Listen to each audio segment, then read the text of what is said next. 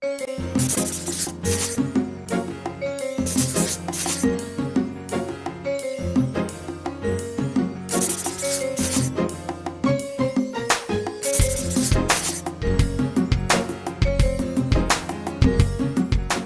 Dr Cornwall, and this is the Entrepreneurial Mind. Today our guest is Jason Moore with Stratasan. We'll be back to talk with Jason after this moment. Talkapolis programming is sponsored in part by the Center for Advanced Dentistry, now serving the greater Nashville area. Welcome. Thanks, Jeff. Good to have you here. Honored to be here. So tell the audience a little bit about what you guys are doing right now in Stratasan, what kind of where you've come, because you guys have evolved a bit over time, haven't you? We have. So Stratasan, we do advanced healthcare market intelligence. When we started the company, we were actually named Health Data Source. Right. And which is when I think I met you. You were still absolutely. Yeah. We launched out of the Entrepreneur Center. We were the first company to move in right to the Entrepreneur Center. Really, Sam Lingo and Michael Bertram were trying to figure out what they were going to be when they grew up too. Right. And we were borrowing our Wi-Fi from the Hard Rock across the street, and so that was a really interesting time to be there. I got a lot of focused attention from them. But so we started the company as Health Data Source. After probably the first 10 to 15, 20 sales visits I was on, and it took me 30 minutes to convince someone that we weren't selling data. We were actually trying to sell intelligence. If you tell them that you're data source. That's right. Yeah. It was, so where did that name come from? Health Data Source? Yeah. The .com domain was available, and it was somewhat in the realm of where we were, wanting to be, right, around being a source, but we really wanted to be at the intelligence level, the analytics level, instead of selling data. Right.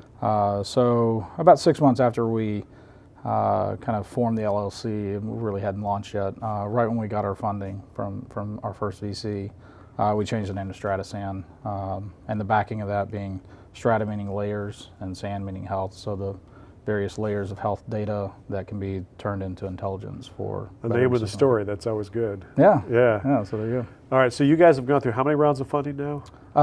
We went through one round of funding with 2 tranches. Okay. Yeah. And so are you done raising money now, or you going to have some more rounds coming up, do you think? We are not currently raising money. The only reason we'd raise money now is to very much explode growth at this point. So cash flowing pretty well. Cash flow positive, profitable company at this point. So good time to be. Yeah, total raise of 1.5 million, and like I said, 2 tranches of 750 each.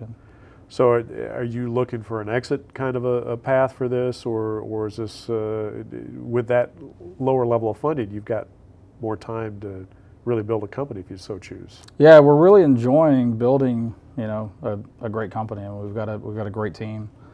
We just added new senior leadership, kind of beefed up our senior leadership team to kind of take it to the next level. We had a good experience on growing a company from that startup, ground level to a good amount, and now kind of fleshing out the senior leadership team to with the experience to grow it even further. So talk a little bit about that process, because that can be kind of hit and miss and traumatic when you start trying to bring in some big dogs to help run the business.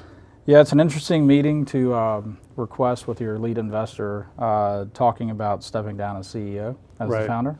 But really, as one of our mentors and actually now board member, Michael Bertram talks about a lot as a leader walking through the series of decision-making process. First, company first, your people, which is also your customers and also your employees, and then you as the person. When I was stepping through those paths, it was pretty clear that for the company it was the best move to do that. So I'm really kind of focused on revenue now and allowing the new leadership to focus on the operations. So talk about that transition. Yeah, but it's right now. It's right now. Yeah, it's right now. Yeah, so a good time to maybe share some stories about that, because there's going to be a lot of people watch us who will go through that kind of transition. Mm-hmm. Yeah, so we're fairly recent, about 2.5 months, 3 months into it. It's been great. It's actually it's interesting when it's a good way for a founder that's starting to get overwhelmed with all of the different responsibilities of a growing company. When you start growing well beyond what you can do and what you're very early team can do. You have to pick and choose what you really should be focusing on as an individual, and how what role the company could best utilize from you. What you can best contribute. So when you do that and you do an assessment like that, sometimes it's not the decision. Even your own decision is not really what you thought you might come to in the beginning. So really, it's been an easy, fairly easy transition. So it didn't bother you when the new business cards came out with a different title on it? We haven't ordered those yet. Like I said, we're so early. But no, we're good. I've actually been, pretty well at peace with it, because I see kind of the shift of momentum that can be happening already. This early in the stage of seeing the experience level that came in, some of the experiences that his name's Marshall, that Marshall's brought in. And quite frankly, I started my first company when I was 24, so that's 15 years ago, and that's great. That's a lot of fun, and I've learned a lot through that time. But when you start your first company at 24, you're never in a position on a day-to-day basis to learn from somebody that has a lot more experience than you do. So that's been really interesting for me to have that. So basically, you hired the CEO that took over your role? I was part of the team that selected the new CEO. Because you hear the stories about people who are completely booted out of their company on their own, without any say on their part. But this is really, you helped orchestrate this whole transition. Right. And maybe it was to preempt getting booted out of their own company. I don't think so. So what's next for you guys? Are you kind of what's the niche that you're finding, and where do you see your growth path?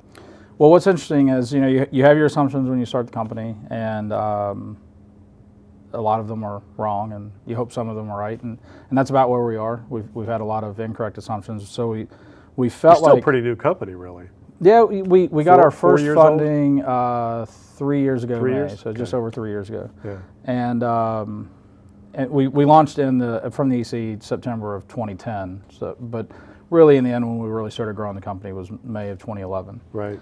And that was when we had more than one full-time employee. So that was I really consider that's when the company started being bigger than any one or two people. Right. And so we started with the premise that in the healthcare field we would start off with very small customers, either independent hospitals, small hospitals, and kind of grow our name recognition that way.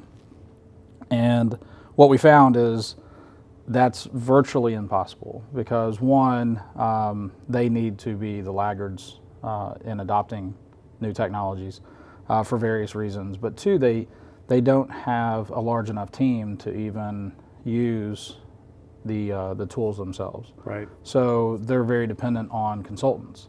So what we very fortunately we landed one of the largest hospital chains in the country about 5 months after funding.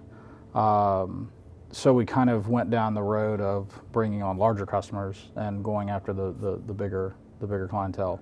That first big customer helps you sleep well at night, doesn't it? Yeah, it also keeps you up at night. You're just up for different reasons, really. True, yeah.